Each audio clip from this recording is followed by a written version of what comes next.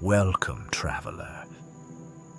Tonight, we turn the pages of one of Tamriel's most enduring curiosities, the ancient tales of the Dwemer. These stories are attributed to an author named Marobar Sul, who presents them as fictional tales supposedly written by the Dwemer themselves. However, Marobar Sul was not, in fact, a historian or even a scholar of the Dwemer. The name was one of several pseudonyms used by Gor Phelim, a Dunmeri playwright of the Second Era. These stories, despite their inaccuracies, had already shaped how the common people of Tamriel perceive the Dwemer, and, if nothing else, they remain highly entertaining. Part 1. The Ransom of Zarek by Marobar Sul.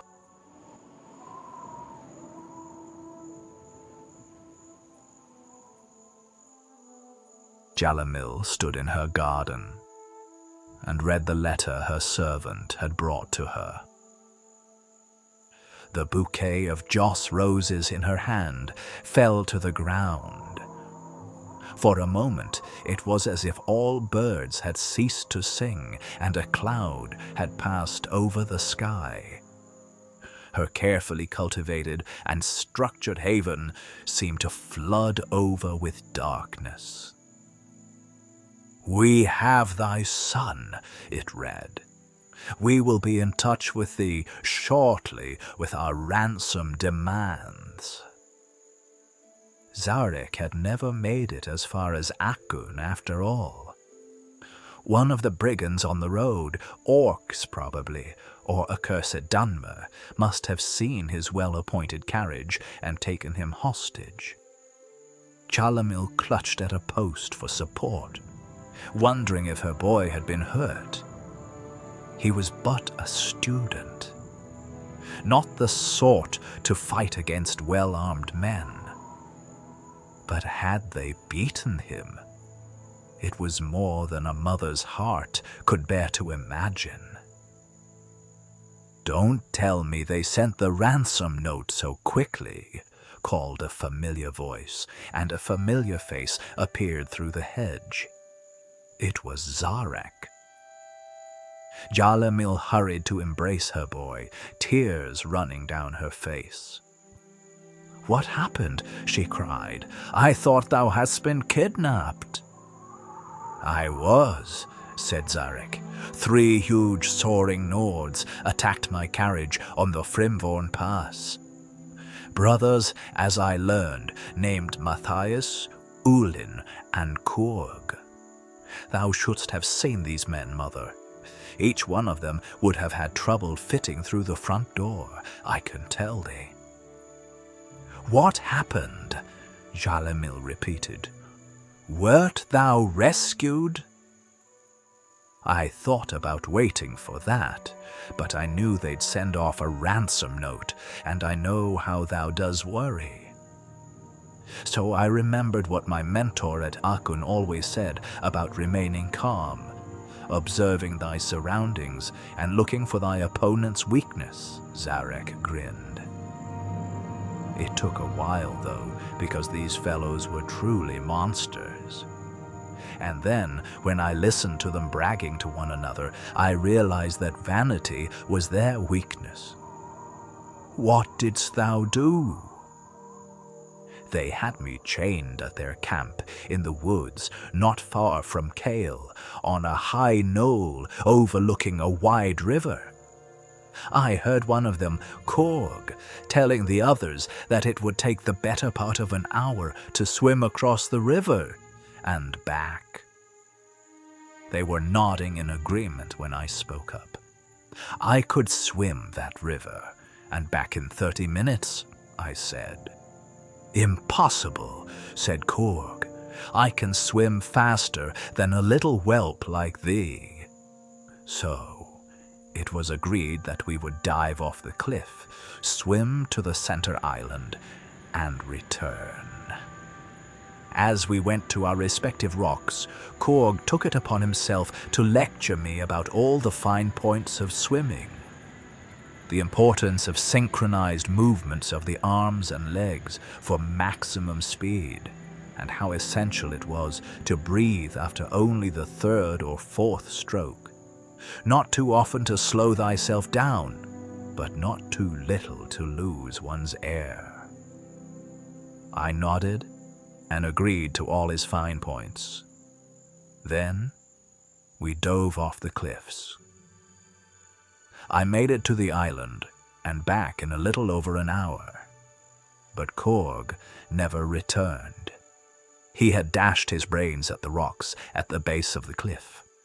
I had noticed the telltale undulations of underwater rocks and had taken the diving rock on the right. "But thou returned?" asked Jalamil, astounded. "Was that not then, when thou escaped?" "It was too risky to escape then," said Zarek. "They could have easily caught me again, and I wasn't keen to be blamed for Korg's disappearance. I said I did not know what happened to him, and after some searching, they decided he had forgotten about the race and had swum ashore to hunt for food. They could not see how I could have had anything to do with his disappearance, as fully visible as I was throughout my swim." The two brothers began making camp along the rocky cliff edge, picking an ideal location so that I would not be able to escape. One of the brothers, Matthias, began commenting on the quality of the soil and the gradual incline of the rock that circled around the bay below. "Ideal," he said, "for a foot race." I expressed my ignorance of the sport, and he was keen to give me details of the proper technique for running a race. He made absurd faces, showing how one must breathe in through the nose and out through the mouth, how to bend one's knees to the proper angle on the rise, and the importance of sure foot placement. Most important, he explained, was that the runner keep an aggressive but not too strenuous pace if one intends to win. "It is fine to run in second place through the race," he said, "provided one has the willpower and strength to pull out in the end." I was an enthusiastic student, and Matthias decided that we ought to run a quick race around the edge of the bay before night fell. Ulin told us to bring some firewood when we came back. We began at once down the path, skirting the cliff below. I followed his advice about breath, gait, and foot placement, but I ran with all my power right from the start. Despite his much longer legs, I was a few paces ahead as we rounded the first corner. With his eyes on my back, Matthias did not see the gap in the rock that I jumped over. He plummeted over the cliff before he had a chance to cry out. I spent a few minutes gathering some twigs before I returned to Ulin at camp. "Now thou wert just showing off," frowned Jalamil. "Surely that would have been a good time to escape." "Thou might think so," agreed Zarek, "but thou had to see the topography, a few large trees, and then nothing but shrubs. Ulin would have noticed my absence and caught up with me in no time, and I would have had a hard time explaining Matthias's absence." However, the brief forage around the area allowed me to observe some of the trees close up, and I could formulate my final plan. When I got back to camp with a few twigs, I told Ulin that Matthias was slow coming along, dragging a large dead tree behind him. Ulin scoffed at his brother's strength, saying it would take him time to pull up a live tree by the roots and drop it on the bonfire. I expressed reasonable doubt. "I'll show thee," he said, ripping up a 10-foot-tall specimen effortlessly. "But that's scarcely a sapling," I objected. "I thought thou couldst rip up a tree." His eyes followed mine to a magnificent, heavy-looking one at the edge of the clearing. Ulin grabbed it and began to shake it with a tremendous force to loosen its roots from the dirt. With that, he loosened the hive from the uppermost branches, dropping it down onto his head. "That was when I made my escape, mother," said Zarek in conclusion, showing a little schoolboy pride. While Mathis and Korg were at the base of the cliff, and Ulin was flailing about, engulfed by a swarm. Jalamil embraced her son once again. Publisher's note. I was reluctant to publish the works of Marobar Sul, but when the University of Gwilym Press asked me to edit this edition, I decided to use this as an opportunity to set the record straight once and for all. Scholars do not agree on the exact date of Marobar Sul's work, but it is generally agreed that they were written by the playwright Gor Felem, famous for popular comedies and romances during the interregnum between the fall of the First Cyrodiilic Empire and the rise of Tiber Septim. The current theory holds that Felem heard a few genuine Dwemer tales and adapted them to the stage in order to make money, along with rewritten versions of many of his own plays. Gorfelim created the persona of Marobar Sul, who could translate the Dwemer language in order to add some sort of validity to the work and make it even more valuable to the gullible. Note that while Marobar Sul and his works became the subject of heated controversy, there are no reliable records of anyone actually meeting Marobar Sul. Nor was there anyone of that name employed by the Mages Guild, the School of Julianus, or any other intellectual institution. In any case, the Dwemer in most of the tales of Marobar Sul bear little resemblance to the fearsome, unfathomable race that frightened even the Dunmer, Nords, and Redguards into submission and built ruins that even now have yet to be understood. Part 2. The Seed.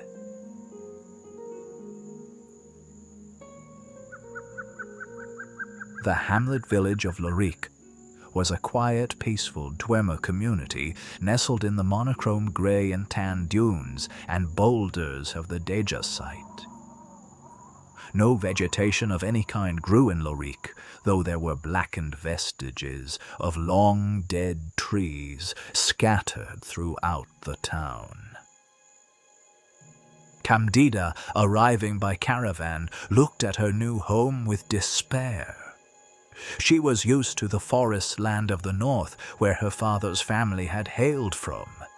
Here there was no shade, little water, and a great open sky. It looked like a dead land. Her mother's family took Camdida and her younger brother Nevithin, and they were very kind to the orphans. But she felt lonely in the alien village. It was not until she met an old Argonian woman who worked at the water factory that Camdida found a friend. Her name was Sigertha, and she said that her family had lived in Lorik centuries before the Dwemer arrived, when it was a great and beauteous forest. "Why did the trees die?" asked Camdida. When there were Argonians only in this land, we never cut trees, for we had no need for fuel or wooden structures such as you use. When the Dwemer came, we allowed them to use the plants as they needed them, provided they never touched the hist, which are sacred to us and to the land. For many years, we lived peaceably. No one wanted for anything. What happened?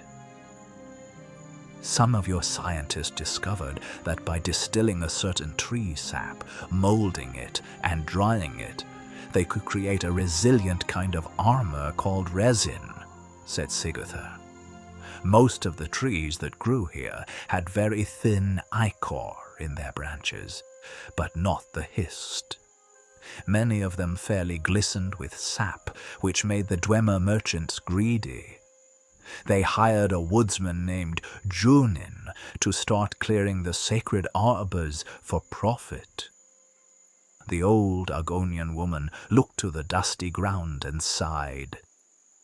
Of course, we Argonians cried out against it. It was our home, and the hist, once gone, would never return. The merchants reconsidered, but Junin took it on his own to break our spirit. He proved one terrible, bloody day that his prodigious skill with the axe could be used against people as well as trees. Any Argonian who stood in his way was hewn asunder, children as well. The Dwemer people of Lorik closed their doors and their ears to the cries of murder. Horrible, gasped Camdida. It is difficult to explain, said Sigurður, but the deaths of our living ones was not nearly as horrible to us as the death of our trees. You must understand that to my people, the hist are where we come from and where we are going. To destroy our bodies is nothing. To destroy our trees is to annihilate us utterly. When Junin then turned his axe on the hist, he killed the land. The water disappeared, the animals died, and all the other life that the trees nourished crumbled and dried to dust. But you are still here? Asked Camdida. Why didn't you leave? For us, we are trapped. I am one of the last of a dying people. Few of us are strong enough to live away from our ancestral groves. And sometimes, even now, there is a perfume in the air of Lorik that gives us life. It will not be long until we are all gone. Camdida felt tears welling up in her eyes. Then I will be alone in this horrible place with no trees and no friends. We Argonians have an expression, said Sigurður with a sad smile, taking Camdida's hand, that the best soil for a seed is found in your heart. Camdida looked into the palm of her hand and saw that Sigurður had given her a small black pellet. It was a seed. It looks dead. It can only grow in one place in all Lorik, said the old Argonian. Outside an old cottage in the hills outside town. I cannot go there, for the owner would kill me on sight, and like all my people, I am too frail to defend myself now. But you can go there and plant the seed. What will happen? Asked Camdida. Will the hist return? No, but some part of their power will. That night, Camdida stole from her house and into the hills. She knew the cottage Sigerthi had spoken of. Her aunt and uncle had told her never to go there. As she approached it, the door opened and an old but powerfully built man appeared, a mighty axe slung over his shoulder. "What are you doing here, child?" he demanded. "In the dark, I almost took you to be a lizard man." "I've lost my way in the dark," she said quickly. "I'm trying to get back to my home in Lorik." "Be on your way, then." "Do you have a candle I might have?" she asked piteously. "I've been walking in circles, and I'm afraid I'll only return back here without any light."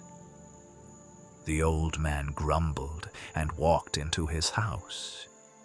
Quickly, Candida dug a hole in the dry dirt and buried the seed as deeply as she could. He returned with a lit candle. "See to it you don't come back here," he growled, "or I'll chop you in half." He returned to his house and fire. The next morning, when he awoke and opened the door, he found that his cottage was entirely sealed within an enormous tree. He picked up his axe and delivered blow and after blow to the wood, but he could never break through. He tried side chops, but the wood healed itself. He tried an upper chop followed by an under chop to form a wedge, but the wood sealed.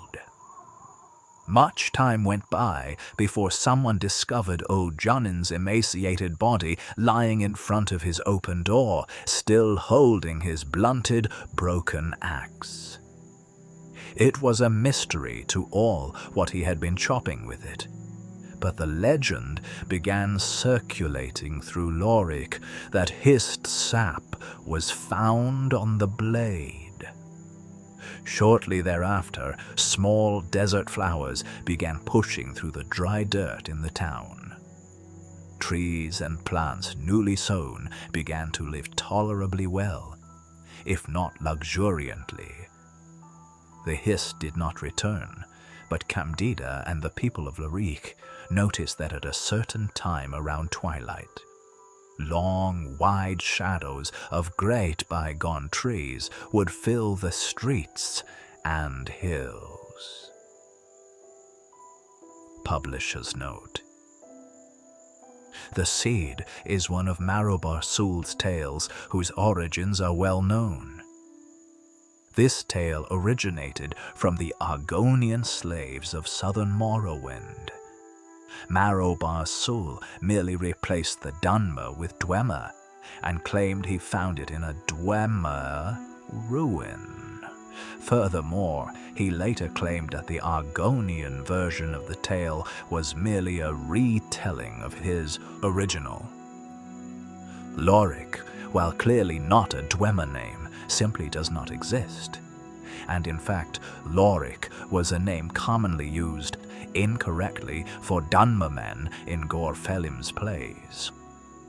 The Argonian versions of the story usually take place on Vardenfell, usually in the Telvanni city of Sadrith Mora.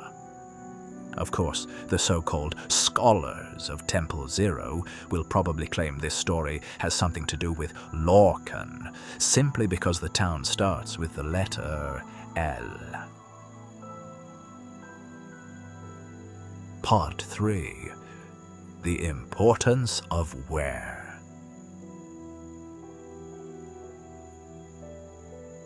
The chieftain of Othrabar gathered his wise men together and said, "Every morning a tenfold of my flock are found butchered. What is the cause?" Fangbith the war leader said, "A monster may be coming down from the mountain and devouring your flock." Gorik the healer said, "A strange new disease perhaps is to blame." Baron the priest said, "We must sacrifice to the goddess for her to save us." The wise men made sacrifices, and while they waited for their answers from the goddess, Fangbith went to mentor Joltereg and said, "You taught me well how to forge the cudgel of Zolia and how to wield it in combat.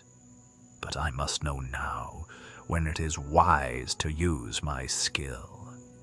Do I wait for the goddess to reply, or the medicine to work? Or do I hunt the monster that I know is in the mountain?" "When is not important," said Joltereg. "Where is all that is important?"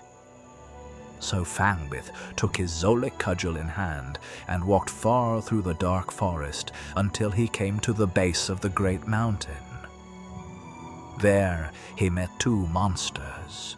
One, blooded with the flesh of the chieftain of Othrobar's flock, fought him while its mate fled.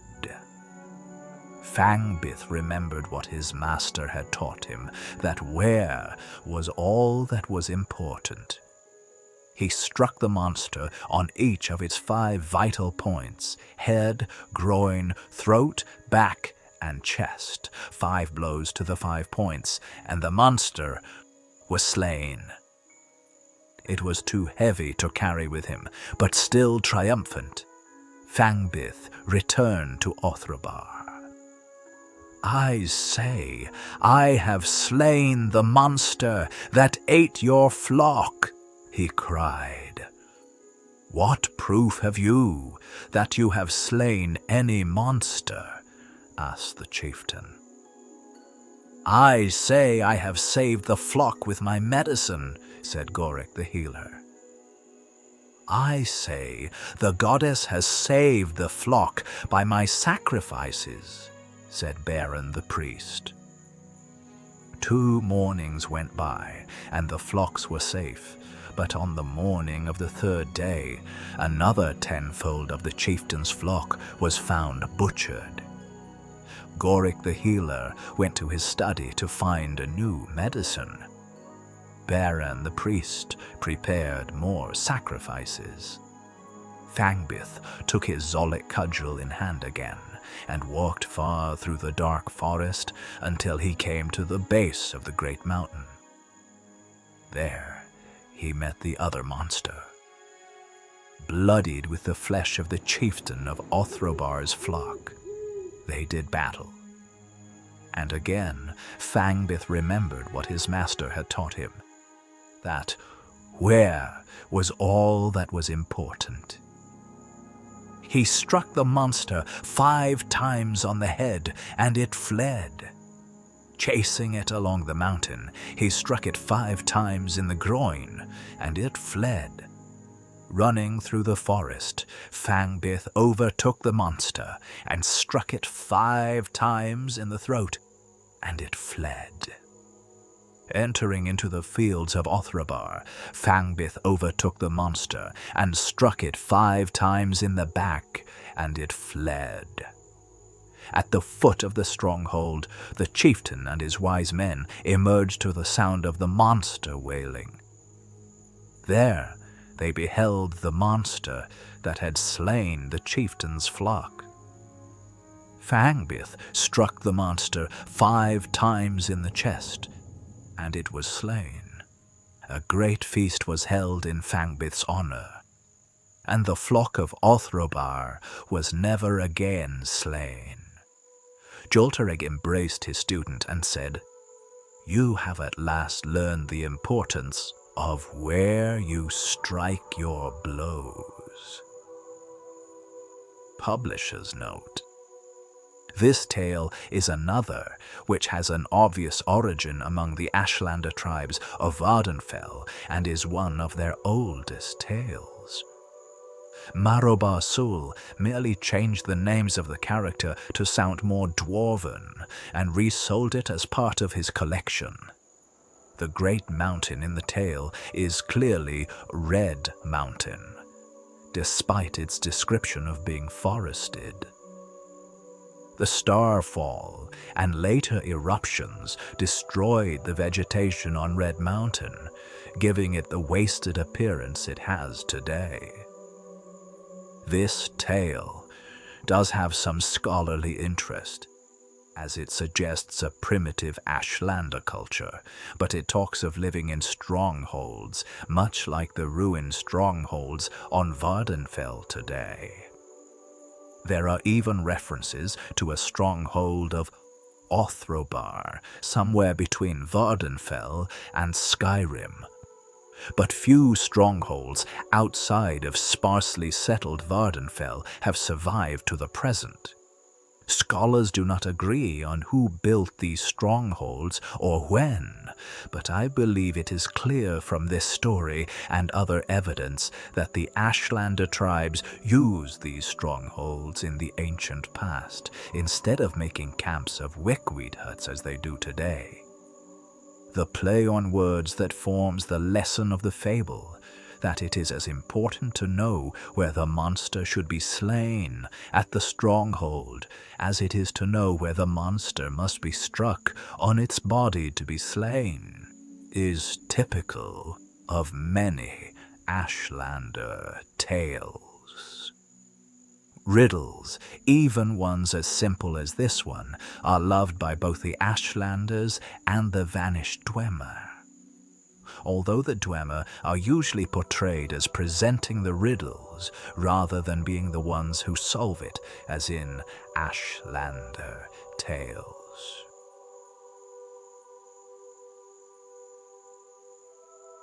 Part 4. On the utility of marbles and needles. A Nord, a Chimer, and a Dwemer walked into a corner club. "What'll it be, Mathsaras?" the barkeep asked. "Give me a mug of mead," said the Nord. "I'll have a snifter of Shane. The good stuff, mind you," said the Chimer. "Kindly serve me an infusion of chal, a marble, and a leather sewing needle," said the Dwemer. "Ha, ha," guffawed the Nord. "Shore's bones. The little milk drinker's going to play pickup sticks, but he can handle only one stick."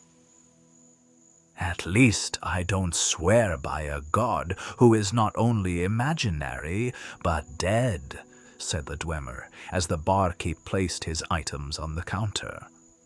"Hey! What?" the Nord blustered.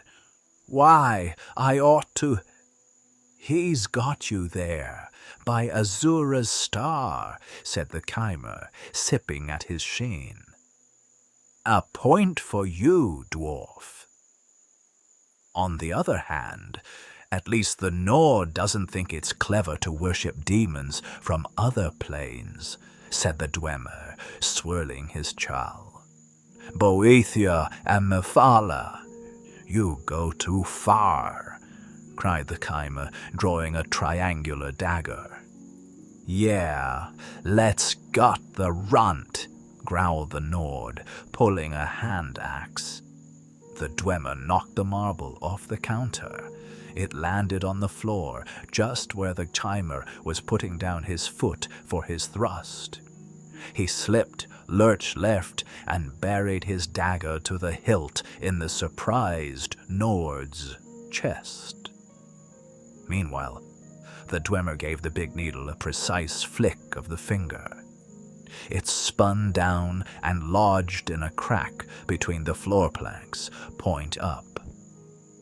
As the Chimer backpedaled from the dying Nord, he lost his balance and fell headfirst to the floor, where the needle pierced one of his golden eyes all the way into his brain. It took several minutes of flailing, but eventually the Chimer was as dead as the Nord. The Dwemer pulled a coin purse from the Chimer's belt and gave it to the barkeep, swallowed the Nord's mead in one prolonged chug, picked up the snifter of shine, and took a sip. then nodded to the barkeep and left the corner club, snifter in hand. "Off to the market," they heard him say. "I must get a bone tweezer, a guar egg, and a boot jack." Part 5. Song of the Alchemists. When King Maronian's alchemist had to leave his station, after a laboratory experiment that yielded detonation, the word went out that the king did want a new savant to mix his potions and brews, but he declared he would only choose a fellow who knew the tricks and the tools. The king refused to hire on more fools.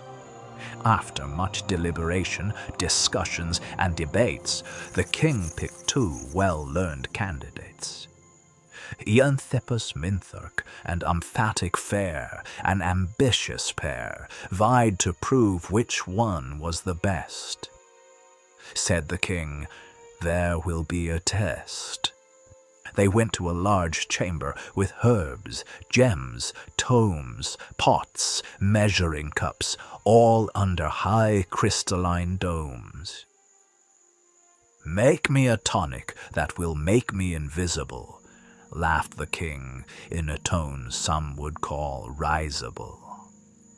So Emphatic Fair and Eanthipus Minthurk began to work, mincing herbs, mashing metal, refining strange oils, cautiously setting their cauldrons to burbling boils. Each on his own, sending mixing bowls mixing, sometimes peeking to see what the other was fixing. After they had worked for nearly 3/4 an hour, both Eanthipus Minthurk and Emphatic Fair winked at the other, certain he won. Said King Maronian, "Now you must taste the potions you've wrought. Take a spoon and sample it right from your pot." Minthurk vanished as his lips touched his brew, but Fair tasted his and remained apparent in view. "You think you mix silver, blue diamonds, and yellow grass?" the king laughed.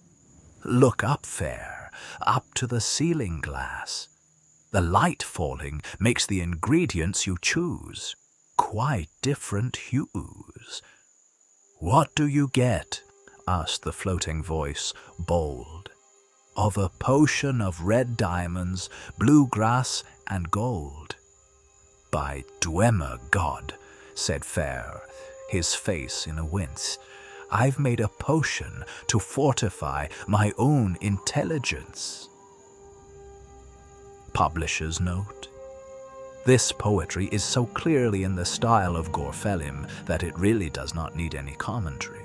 Note the simple rhyming scheme of AABBCC, the sing-song but purposefully clumsy meter, and the recurring jokes at the obviously absurd names. Emphatic Fair and Eanthipus Minthurk. The final joke that the stupid alchemist invents a potion to make himself smarter by pure accident would have appealed to the anti-intellectualism of audiences in the interregnum period, but would certainly be rejected by the Dwemer. Note that even Marobar Sul refuses to name any Dwemer gods. The Dwemer religion, if it can even be called that, is one of the most complex and difficult puzzles of their culture. Over the millennia, the song became a popular tavern song in High Rock before eventually disappearing from everything but scholarly books, much like the Dwemer themselves. Part 6. Chimarvamidium.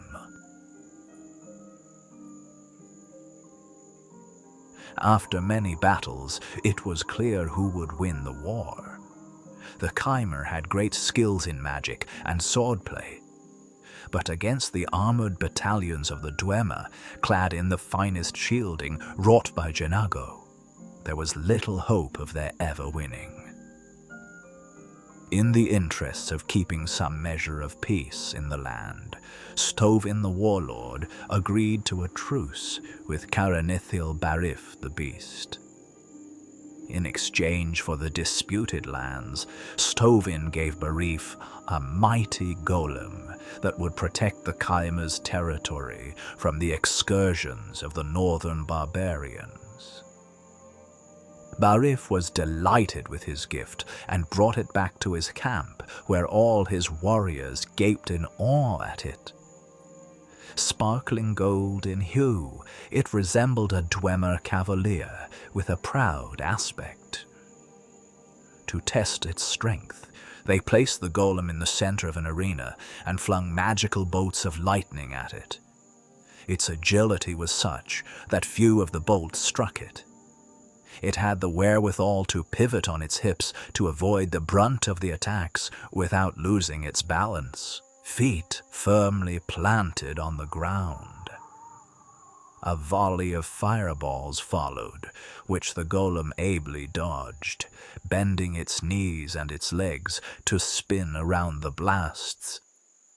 The few times it was struck, it made certain to be hit in the chest and waist, the strongest parts of its body. The troops cheered at the sight of such an agile and powerful creation. With it leading the defense, the barbarians of Skyrim would never again successfully raid their villages. They named it Chimarvamidium, the hope of the Chimer.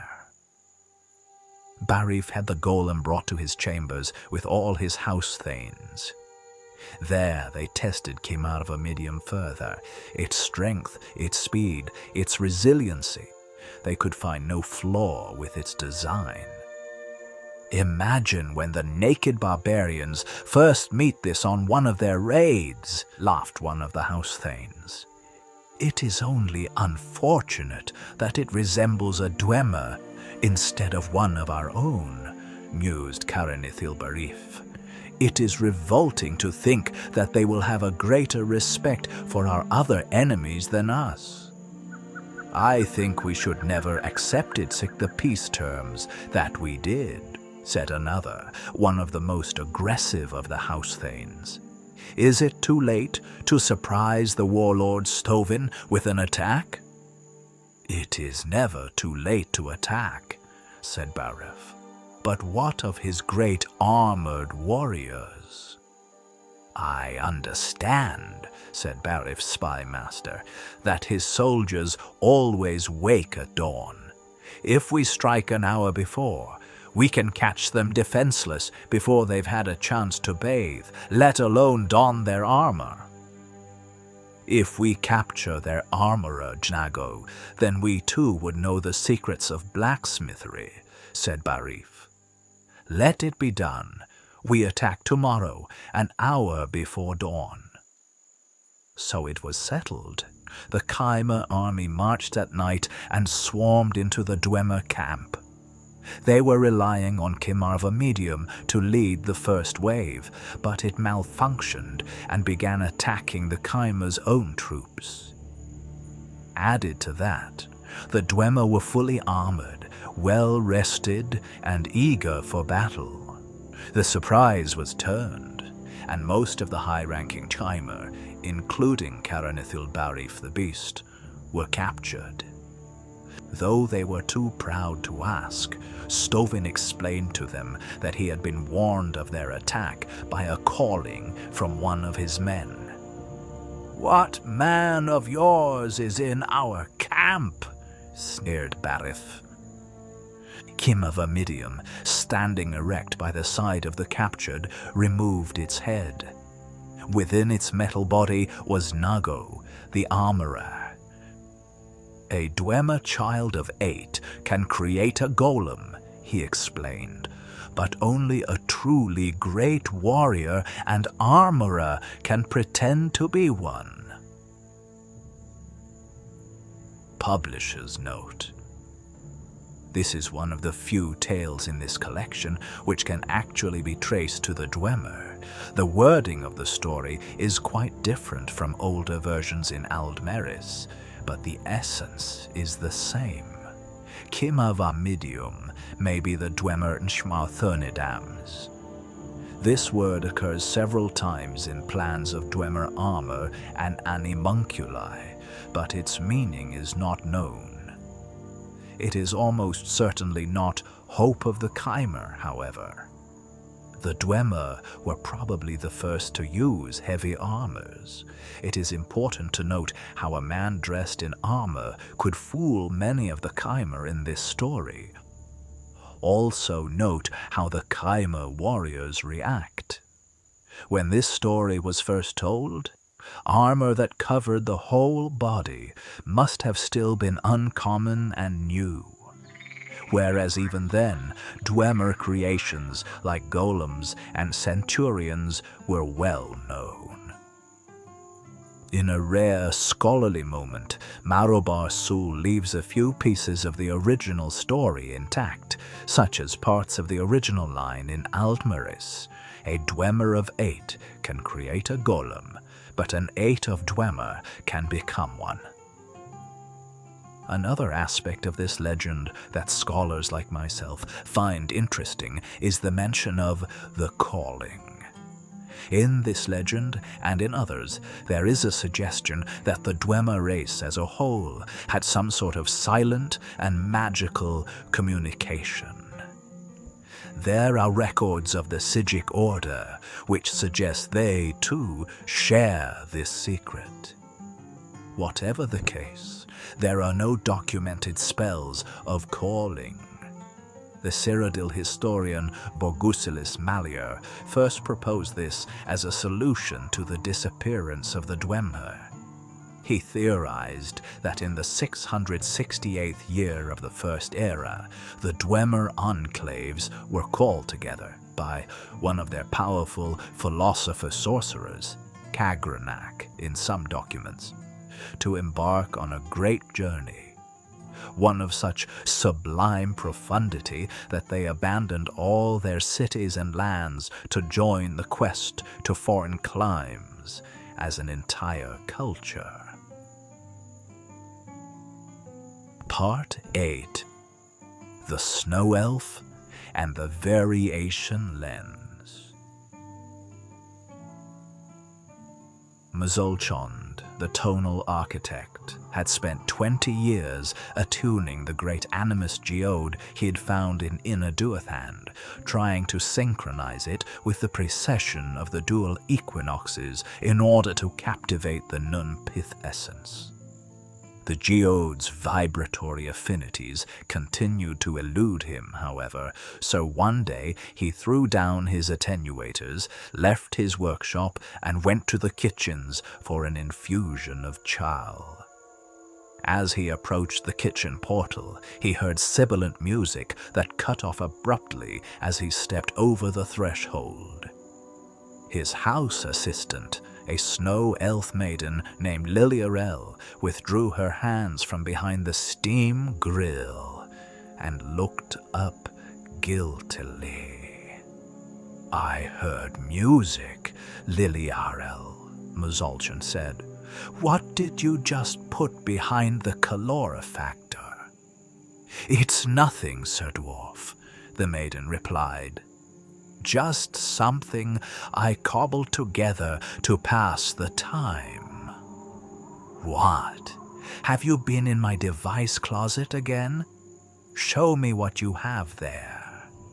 Reluctantly, the snow elf reached behind the steam grill and drew out a fist-sized object of golden metal, crystal knobs glinting on its flange hood. Mzolchond held out his hand open, and Liliarel carefully placed the object in it. "Don't drop it," she said. "It'll get detuned." "Well, well," the engineer said. So you've built yourself a crude tonal variation lens. Is this what was playing the music I heard? Yes, Sir Dwarf, the maiden said, gazing at the floor. I hope I didn't do anything wrong. What? With this device? There's nothing dangerous in a melodic repeater bauble so long as it doesn't leak Bethune waves from its volumizer. Can't have that. Might interfere with the static condensers. Oh, don't worry. I used arcoid shielding. Not very much, she said anxiously. But it's not a melodic repeater, sir. It harmonizes with my mental melodies. Nonsense, Muzalchan scoffed. No one knows how to synchronize a variation lens with mental concept cycles. It's never been done. I wouldn't know anything about that, Sir Dwarf, Liliarol said, wringing her hands nervously. I just flipped the doom emitter so it cancelled the demi-ectar waves, and it worked just fine. Can I have it back now? Hold on a zum, the engineer said, raising a hand while he looked more closely at the gleaming device. Flipping the doom emitter cancels the demi-ectars? Yes, I can see how that might work. This may be just the thing I need to attune my animus geode to the Nirnpith essence. As Muzalchan turned in excitement to take the variation lens back to his workshop, the elf maiden picked up a flipper strut with both hands and struck him across the back of the head. The tonal architect fell dead to the ground as Liliarel picked up her shiny device. Never liked him, she hissed to herself. Always smelled like Dwemer oil. Then she opened the brazen louvers of a vent tube, crawled in, and began lowering herself down through the inwards of the dwarven city. Guess I'm going down to join the Undermer and not coming back. And with that, she turned on her variation lens, which immediately began harmonizing with her mental melodies. Part 10. The Dowry.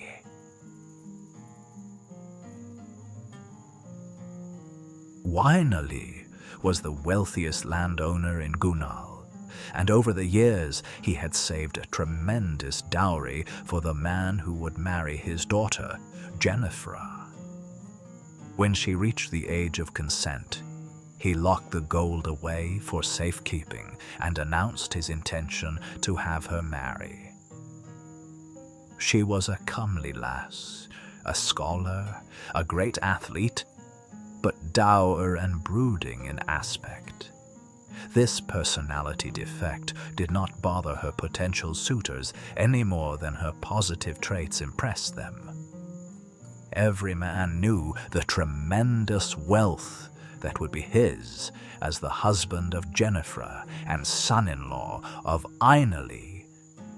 That alone was enough for hundreds to come to Gunal to pay court. The man who will marry my daughter, said Ainali to the assembled, must not be doing so purely out of avarice. He must demonstrate his own wealth to my satisfaction. This simple pronouncement removed a vast majority of the suitors who knew they could not impress the landowner with their meager fortunes. A few dozen did come forward within a few days, clad in fine killark cloth of spun silver, accompanied by exotic servants, traveling in magnificent carriages. Of all who came who met with Ainali's approval, none arrived in a more resplendent fashion than Welyn Nerillic.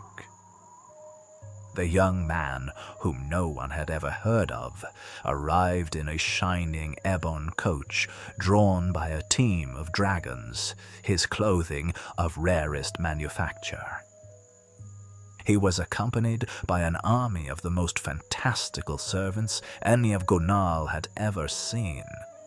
His valets had eyes on all sides of their heads, and his maidservants seemed cast in gemstones. Such was not enough for Ainali. The man who marries my daughter must prove himself an intelligent fellow, for I would not have an ignoramus as a son-in-law and business partner, he declared. This eliminated a large part of the wealthy suitors. Through their lives of luxury, they had never needed to think very much, if at all. Still, some came forward over the next few days, demonstrating their wit and learning, quoting the great sages of the past and offering their philosophies of metaphysics and alchemy. Welyn Neirilik also came and asked Inali to dine at the villa he had rented outside of Gunal. There, the landowner saw scores of scribes working on translations of Aldmeri tracts and enjoyed the young man's somewhat irreverent but intriguing intelligence. Nevertheless, though he was much impressed with Welyn Neirilik, Ainali had another challenge. "I love my daughter very much," said Ainali, "and I hope that the man who marries her will make her happy as well. Should any of you make her smile, she and the great dowry are yours." The suitors lined up for days, singing her songs, proclaiming their devotion, describing her beauty in the most poetic of terms. Jennifer merely glared at all with hatred and melancholia. Unali stood by her side and began to despair. His daughter's suitors were failing to a man at this task. Finally, Welyn Neirilik came to the chamber. "I will make your daughter smile," he said. "I dare say I'll make her laugh, but only after you've agreed to marry us. If she is not delighted within 1 hour of our engagement, the wedding can be called off." Unali turned to his daughter. She was not smiling, but her eyes had sparked with some morbid curiosity in this young man. As no other suitor had even registered that for her, he agreed. "The dowry is naturally not to be paid till after you've wed," said Inali. "Being engaged is not enough." "Might I see the dowry still?" asked Welyn. Knowing how fabled the treasure was, and understanding that this would likely be the closest the young man would come to possessing it, Inali agreed. He had grown quite fond of Welyn. On his orders, Welyn, Winally, Glum Jennifer, and the Castellan delved deep into the stronghold of Gunal. The first vault had to be opened by touching a series of runic symbols. Should one of the marks be activated incorrectly, a volley of poisoned arrows would have struck the thief. Yinali was particularly proud of the next level of security. A lock composed of blades with 18 tumblers that required 3 keys to be turned simultaneously. The blades were designed to eviscerate any who merely picked one of the locks. Finally, they reached the storeroom. It was entirely empty. "By Lorcan, we've been burgled," cried Ainali. But how? Who could have done this? A humble, but if I may say so, rather talented burglar, said Welyn, "a man who has loved your daughter from afar for many years, but did not possess the glamour or the learning to impress. That is, until the gold from her dowry afforded me the opportunity. "You!" bellowed Einali, scarcely able to believe it. Then something even more unbelievable happened. Jennifer began to laugh. She had never even dreamed of meeting anyone like this thief. She threw herself into his arms before her father's outraged eyes. After a moment, Innerly began to laugh as well. Jennifer and Wellen were married in a month's time. Though he was in fact quite poor and had little scholarship, Einali was amazed how much his wealth increased with such a son-in-law and business partner. He only made certain never to ask from whence came the excess gold. Publisher's note. The tale of a man trying to win the hand of a maiden whose father, usually a wealthy man or a king, tests each suitor is quite common. See, for instance, the more recent Four Suitors of Benita by Joel Yolives. The behavior of the characters is quite out of character for the Dwemer. No one today knows their marriage customs, or even if they have marriage at all. One rather odd theory of the disappearance of the dwarves came from this and a few other tales of Marobar Sul. It was proposed that the Dwemer never, in fact, left.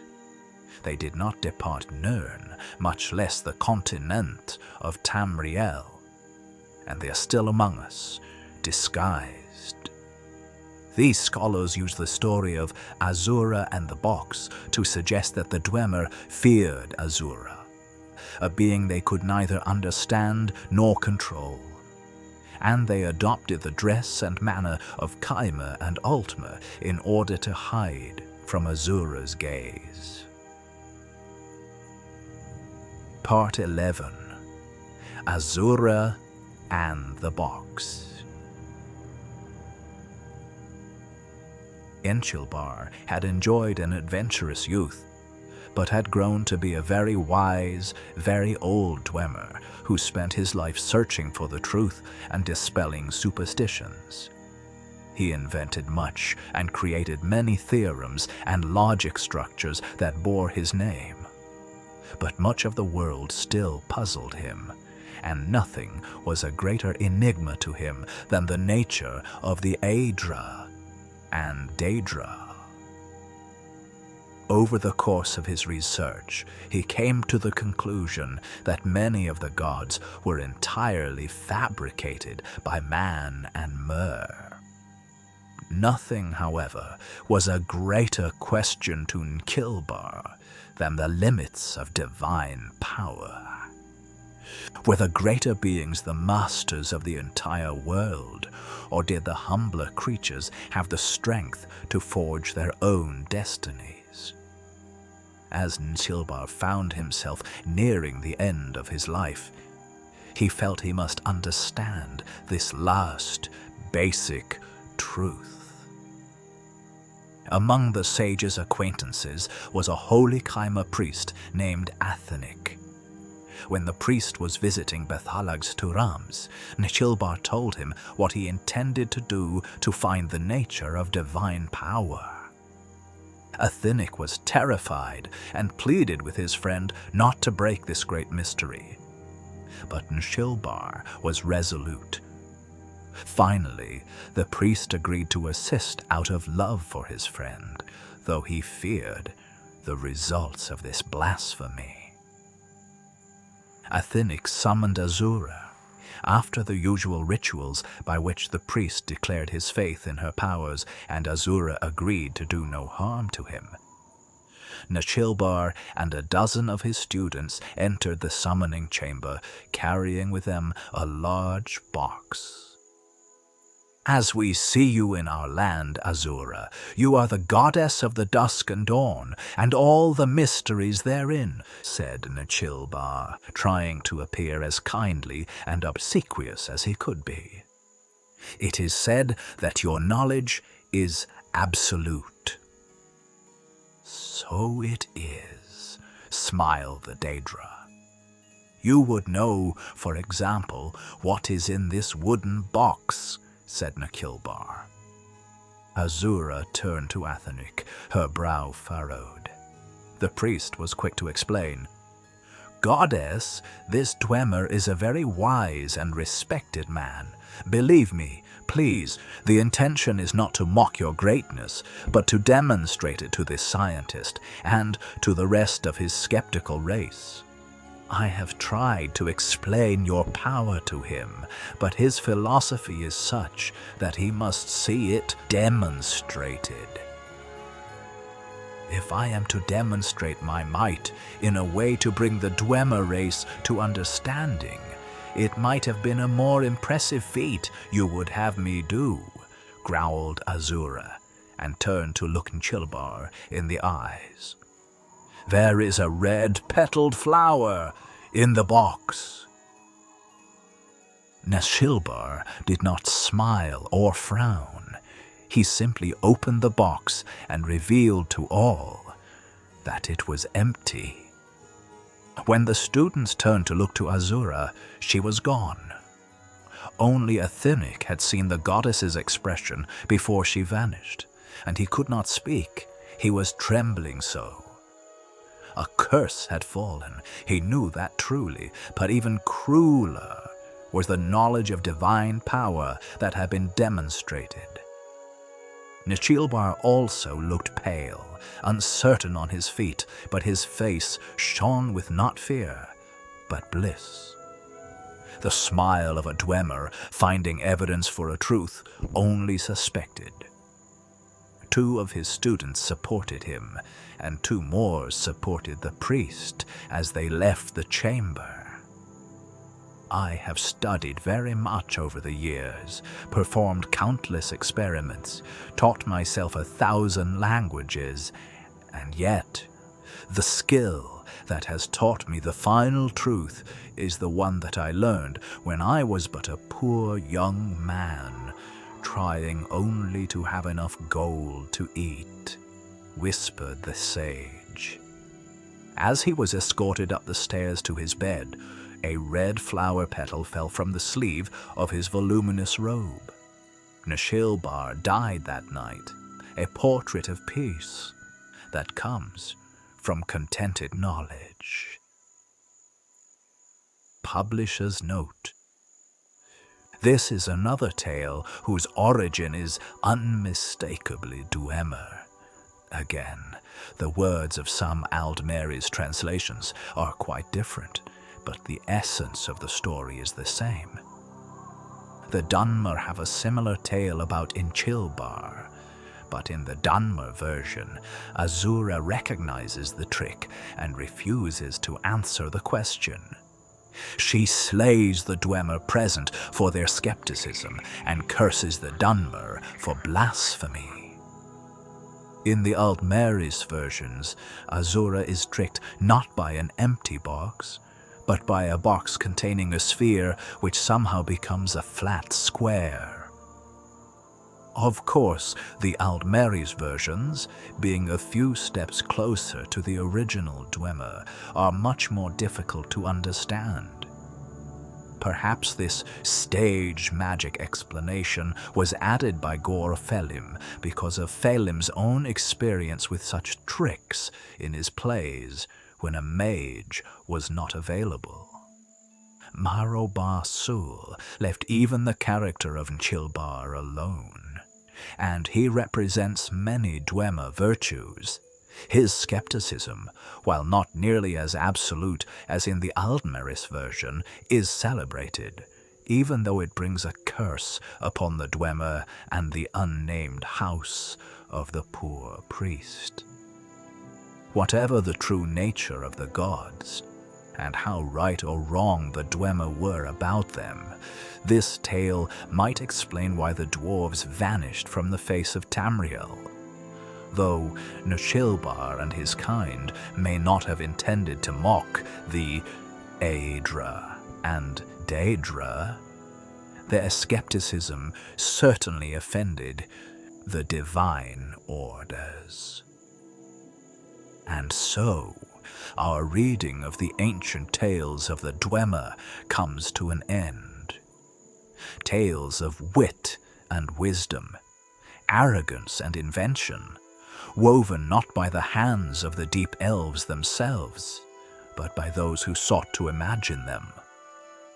Whether these stories were meant to entertain or deceive, their impact on Tamrielic lore is undeniable.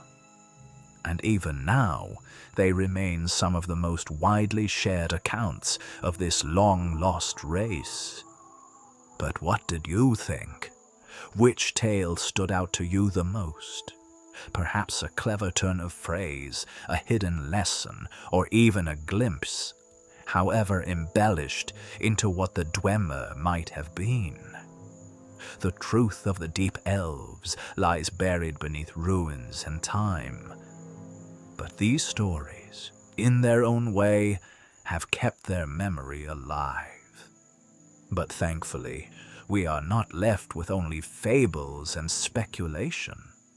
Many scholars who have dedicated their lives to uncovering the Dwemer's secrets offer deeper insights into their history, philosophy, and technology. In Tunak's Fire and Faith and Chronicles of Nchuleft provide first-hand accounts of their beliefs and conflicts. If you're intrigued by their enigmatic technology, divine metaphysics, and the egg of time, explore the theories behind their greatest and perhaps final endeavors.